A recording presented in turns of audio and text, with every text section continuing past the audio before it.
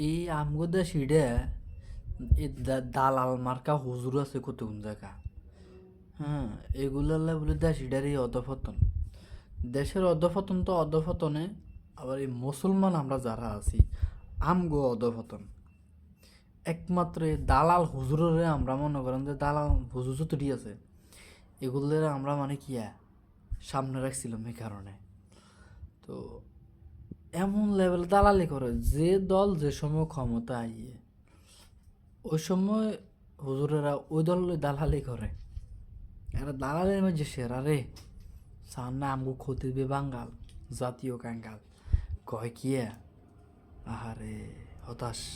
তারেক জিয়া এবং খালেদা জিয়ার বিরুদ্ধে আজ পর্যন্ত 1 টাকা লুটপাটের কোনো প্রমাণ দেখাইতে পারে না।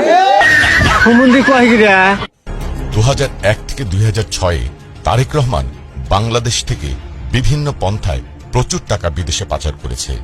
তার মধ্যে সিঙ্গাপুরের সিটি ব্যাংকে খালেদা জিয়ার বড় ছেলে তারেক রহমান তার বন্ধু গিয়াসউদ্দিন আল মামুনের ব্যাংক অ্যাকাউন্টে পাচার করেছে 20,25,843 টাকা। তারেকের অর্থ পাচারের এক মামলায় আদালতে সাক্ষ্য দিয়েছেন মার্কিন কেন্দ্রীয় গোয়েন্দা সংস্থা FBI এর একজন কর্মকর্তা।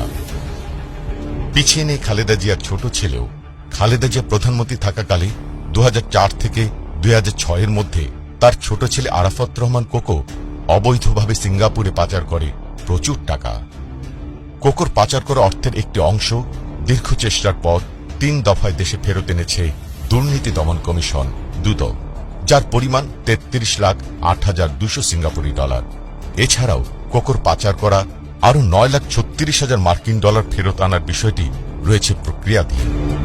অবাক করা বিষয় হচ্ছে আরাফাত রহমান কোকোর এই অর্থ পাচারের ঘটনাটি বাংলাদেশের আইন প্রয়োগকারী সংস্থার সহায়তায় তদন্ত করে বের করেছে